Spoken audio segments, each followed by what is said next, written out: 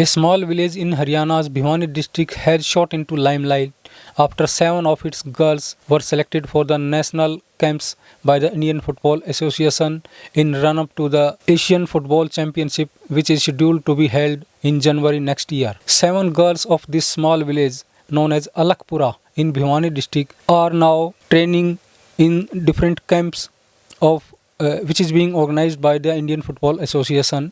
One girl, Pooja Jakhad, is part of the seniors team, which has gone to Turkey for practice matches, while 5 other girls are part of under 20 team, which is currently undergoing practice in Bangalore.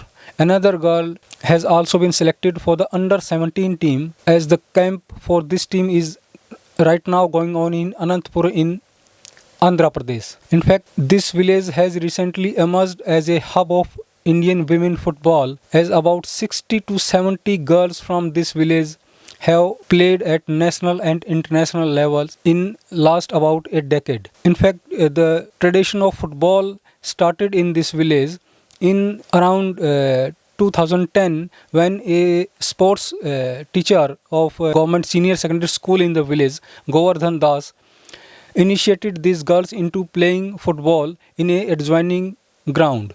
Later on, in 2013, the girls of this village got prominence when they were part of the Indian school football team, which went to participate in first world school game for football in Paris. And the Indian team there defeated two major teams, two European teams during the tournament, Romania and Denmark, but the team ultimately lost to Brazil during the quarterfinals, and 3 girls of this village were part of that team. Later on, the girls from this village started playing in a better way when they went on to win 2 Subrata Cup tournaments in 2015 and 2017. And later on, the state government in Haryana also realized the potential of these girls, and they recently has set up a nursery for the women football in this village.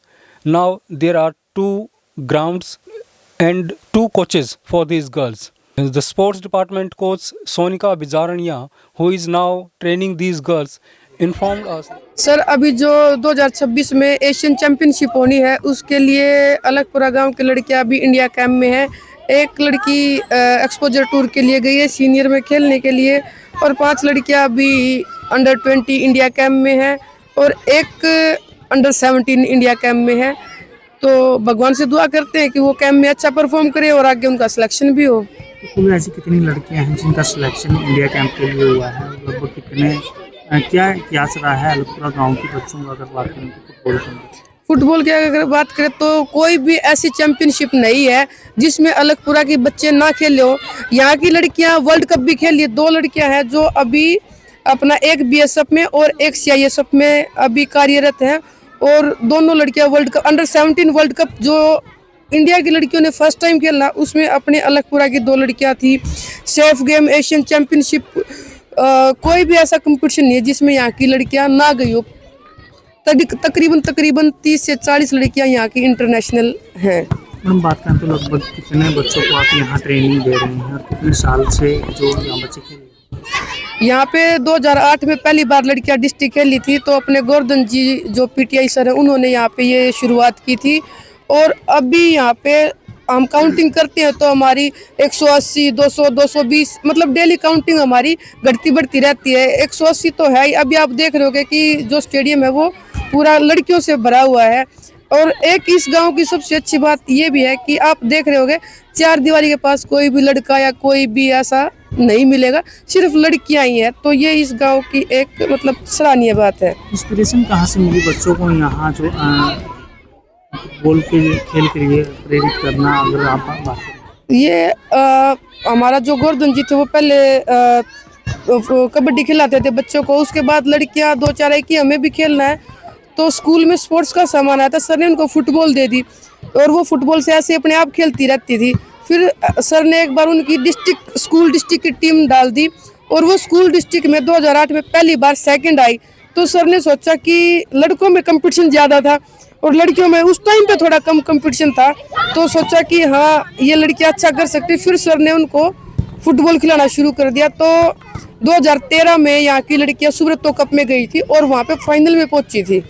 Madam आप कब से लगातार बच्चों को training दे रहे हैं यहाँ की अगर बात? मैं 31 जुलाई 2014 को मैंने अलखपुरा में मैंने हरियाणा स्पोर्ट्स डिपार्टमेंट में 31 जुलाई 2014 को ज्वाइन किया था और उसी दिन मेरे को यहाँ अलखपुरा भेज दिया गया था। तो ऐसे में बात करें तो स्टार्टिंग बिल्कुल कब से की गई थी इस ग्राउंड में बच्चों को खिलाने को लेकर? 2008 से स्टार्टिंग हुई थी और 14 में मैं आई थी यहाँ पे।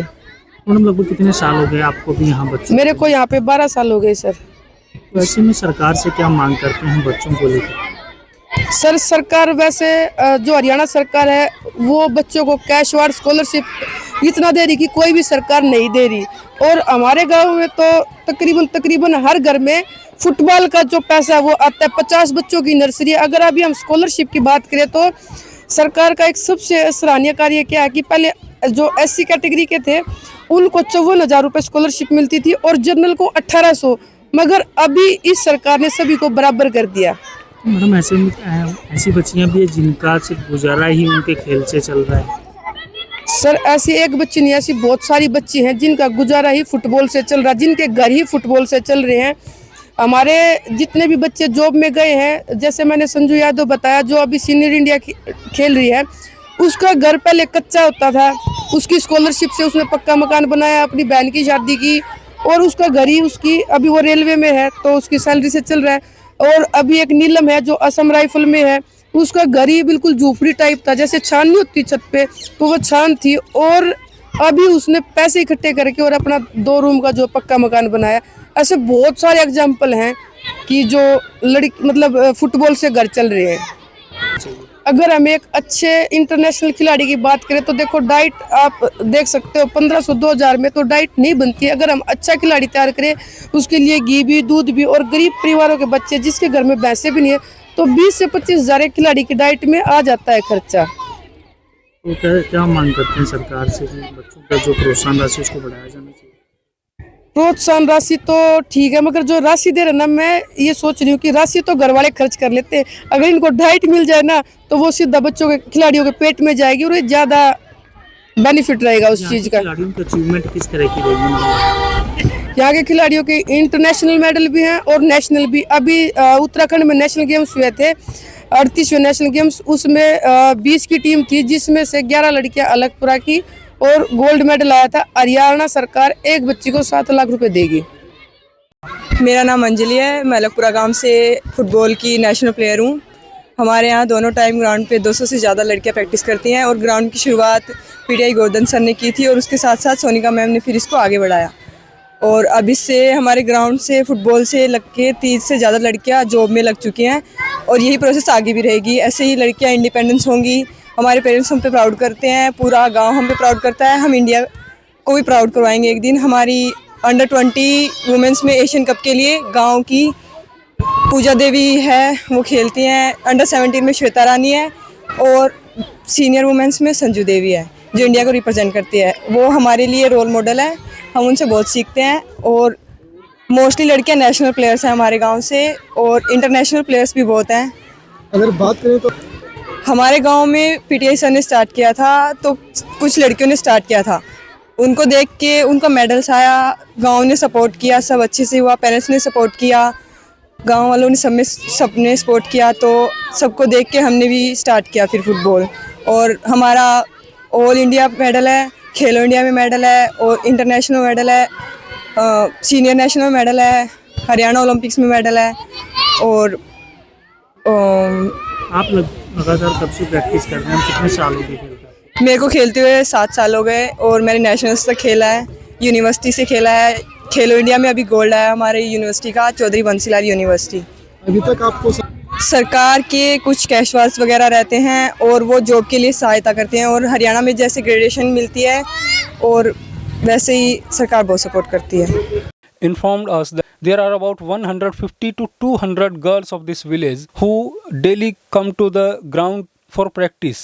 In fact, she told us that you will hardly find any girl at their homes in the evening, because almost all the girls of the village visit the grounds in the evening every day, and this has become a tradition in this village to play football. But the coach also admit that these girls lack resources like diet, primarily because they belong to marginal and small farmers family and also the landless workers in the village. In fact, this football tradition, which started about 15 years ago, is still continuing despite all the odds like diet. The coach here informed us that the girls are very talented and they have the potential to take Indian football to the next levels despite all these odds. She, however, maintained that they need some sponsors who can sponsor their diet, their other needs, like whenever any player got injured, they need money to get injury to get them treated, and especially for the operations, because right now one institution in Delhi who is funding their these kind of needs. Earlier, this village was known for a pre-independent era philanthropist Seth Chajuram, who made fortunes in business in Calcutta and later came to here to set up various educational institutes in Hisar and also in other parts of the country. Later on, this village also has a Bollywood connection, as Malika Shehrawat is a native of this village. She is in fact great-granddaughter of Seth Chajuram. So now these football girls have again brought this small village into the limelight with their talent and with their potential. Let's hope that these girls will get success in their pursuit and will take Indian women football forward to the international levels. This is Dipender Deswal for the Tribune.